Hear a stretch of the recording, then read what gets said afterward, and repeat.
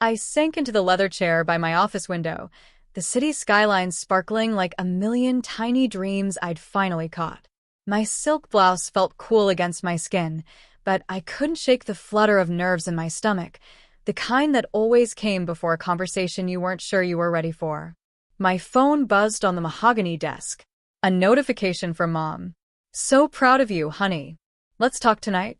I stared at it, my chest tightening. Proud? After years of sneering at my little hobbies, my useless ideas? After mocking the way I tinkered with gadgets in the garage while my brother played video games like a real kid? I smirked, swirling the coffee in my mug. I could almost hear their past laughter echoing in the corners of my mind. The irony wasn't lost on me. I had built this, my tech startup, my small empire of innovation, but they'd never seen it. Not really. And now, suddenly they wanted in. I stood, letting the late afternoon light brush over my desk, illuminating the sleek devices I designed myself, the framed accolades I never bragged about, the small trophies of my hidden victories. I ran a hand through my hair, grounding myself. Tonight would be the first time they'd see the real me, not the awkward, underestimated girl they'd always dismissed. And I couldn't decide if I was more nervous, amused, or a little excited. I still remember that day like it was yesterday, though I must have been barely 14. My parents sat at the kitchen table, coffee cup steaming, their eyes flicking toward me with that familiar mix of disbelief and impatience. I had just finished tinkering with my latest project, a small, solar-powered water purifier I had built from scrap materials. "Sam, why are you wasting your time on this nonsense?" Dad scoffed, shaking his head. "You should focus on school or something useful like business or sports. Not this hobby." Mom didn't even bother to hide her smirk. "Maybe you're just not good at anything practical, honey. Leave the tinkering to other people." I felt the heat rise in my chest, my fingers trembling around the screwdriver I'd been holding. My throat tightened, and I swallowed hard to hold back tears. Their words weren't just dismissive. They were designed to shrink me, to convince me that my ideas, my skills, my dreams weren't worthy. I wanted to scream, to argue, but I knew it would be useless. Instead, I clutched the small pendant Grandma had given me a week earlier, a tiny silver gear, etched with her encouragement. "Trust your hands. They know more than your doubters." That little gift had felt heavier than anything else in my life. Somehow, it carried the strength of belief that no one else had given me. That night, I lay awake in my bedroom, surrounded by sketches and half-built devices, listening to the muffled laughter of my parents downstairs. And that's when I made a choice. I would prove them wrong, not just for them, but for me. I would leave the world of dismissive judgment behind and build something they couldn't ignore. It was terrifying. The road ahead was uncertain, littered with doubt and failure. But for the first time, I felt a flicker of determination stronger than any fear. I would grow, learn, fail, and rise, and I wouldn't ask for permission. That night, I started planning my escape, not from my home, but from the version of me that would let their mockery define my worth. I left home the summer after college with nothing but a worn backpack, my laptop, and a heart full of stubborn determination. The world outside was bigger, louder, and far less forgiving than my parents' kitchen, but it was mine to conquer. The first months were brutal. I lived in a tiny studio apartment where the walls were thin and the floors creaked under every step. Nights were long, filled with coding marathons and late-night sketches of devices I dreamed of building.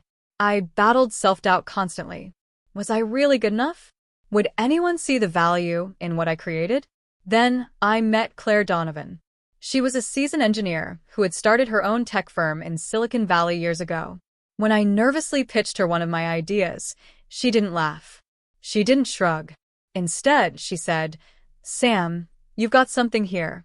Now, let's see if we can turn it into something the world can't ignore." Claire became my mentor, guiding me through investor meetings, helping me refine my prototypes, and teaching me how to pitch without letting nerves swallow me whole. I worked for months, building small projects, testing tirelessly, learning every failure inside out. Each setback was painful, but I kept going. My parents' voices, the mocking ones, were distant echoes now, barely able to pierce the cocoon I'd wrapped around myself. I celebrated every small win quietly. My first client, a local nonprofit, loved the water purifier I had designed. The first profitable order came through my fledgling company, and I allowed myself a private fist pump in my studio.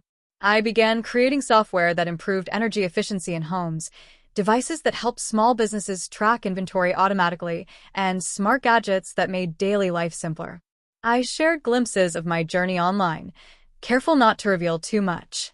My parents saw nothing of the hard-earned awards, the patents I filed, or the partnerships I cultivated. To them, I was still the quiet, dreaming too big daughter. I liked it that way. There was a satisfaction in knowing that when they finally saw me, they'd see all of it, not just what I allowed them to witness. By the time I was 28, my company had grown beyond the studio apartment I once called home. I had offices, a dedicated team, and clients who trusted me without knowing the history behind my determination. Every day, I felt the thrill of independence and the quiet joy of proving, silently, that my skills were worth more than their ridicule. And all the while, the silver gear pendant from Grandma rested against my heart, a small but constant reminder. Trust your hands, trust your instincts, and the world will eventually notice. The knock on my office door echoed through the sleek, sunlit room. I adjusted my blazer and smoothed the skirt of my dress before calling out, "Come in." And there they were, my parents, looking exactly as I remembered, except for the subtle weight of expectation that seemed to hang over them now. Mom's eyes widened as she took in the glass walls, the carefully curated art, the gleaming awards on the shelves. Dad's jaw tightened, his gaze darting between my team, busy at their desks, and the prototypes scattered across the corner of the office. "Sam," Mom began, her voice hesitant, almost trembling. We didn't know." I let her trail off. I wanted them to see it all before I spoke. I wanted them to feel the silence, the realization. The conference table in front of us was littered with models of energy-efficient devices, patent certificates stacked neatly in one corner, and framed letters from clients praising my work for changing their lives. I walked them slowly through the office, letting them absorb the details. I stopped at the wall where my first patent was framed, the one I'd filed at 22, the first real proof of my independence. Dad's eyes flickered over it, then down to the small team working quietly nearby. Mom reached out toward a sleek, solar-powered water purifier and murmured, "Is this yours?" "Yes," I said softly, letting the single word carry the weight of years of unseen labor, late nights, and silent determination. Their mouths opened and closed, searching for words. I stepped closer, my voice calm but firm. "Everything you see here, the patents, the devices, the company, is mine. Every long night you dismissed, every skill you mocked, every idea you laughed at, I proved them all wrong. Not for you, but for me." I saw their shock deepen, mingled with a flicker of guilt. Dad's hands trembled slightly as he reached for the pendant I always wore, the silver gear Grandma had given me. Mom's eyes glistened, a mixture of pride and remorse breaking through her disbelief. I continued, letting the room absorb the truth. "I've built something that matters. I've built a life I'm proud of. And you're seeing it now. Not the girl you underestimated, but the woman I became because I trusted my own hands and instincts." The silence that followed was heavy, but not uncomfortable. It was the silence of understanding finally dawning, of admiration mingled with regret. They looked at me differently now, not as the child they had mocked, but as the adult who had quietly conquered every doubt they had cast. Mom finally spoke, her voice choked with emotion. "Sam, we're so proud of you." I smiled, interrupting gently, because this moment wasn't just about them. "You can be proud," I said. "But remember, pride isn't enough if it's paired with the same dismissal you used to give me. I want your respect, not just your words." And in that moment, the dynamic shifted. I was no longer the underestimated daughter. I was the architect of my own destiny, standing tall while they finally saw the full scope of what I had built. I let them sit for a moment, letting the reality of the room sink in. My parents were finally seeing me for who I truly was, not the awkward tinkerer they had dismissed, but a woman who had quietly forged her own empire. And now the power had shifted. I took a slow breath, letting calmness replace the surge of adrenaline. "I'm willing to have you in my life," I began, my voice even, firm yet warm. "But things can't go back to the way they were. Not anymore. If we're moving forward, there are conditions." Dad's brows furrowed. Mom leaned forward, waiting for me to continue. I looked at each of them in turn. "First," I said, "respect my work. That means no more belittling my ideas, no sarcastic jokes about my projects, and no undermining my decisions. I'm the expert here, and I expect that to be acknowledged." Mom's eyes shimmered, a mixture of guilt and relief. I let it settle before moving on. "Second," I said, "I want honesty. If you can't support me, you need to be upfront. No more passive skepticism or hidden criticism.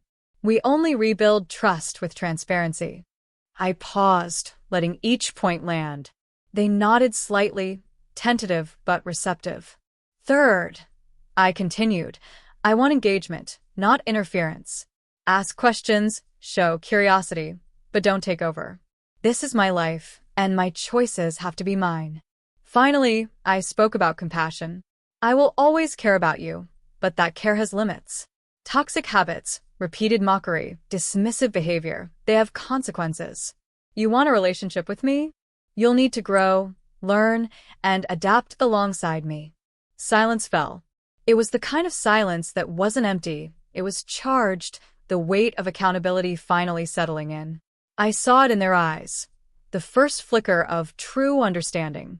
Then I softened my tone, letting warmth creep in. "I'm giving you a chance. Not because you deserve it automatically, but because I want us to have something real. I believe in second chances, but only if effort is genuine. I've built everything on trust in myself. Now, I'm giving you a chance to earn trust in me." Mom's hand trembled as she reached for mine. Dad's shoulders relaxed slightly. They weren't perfect. They wouldn't be overnight. But this was a start. I had reclaimed my authority, my boundaries, and my dignity.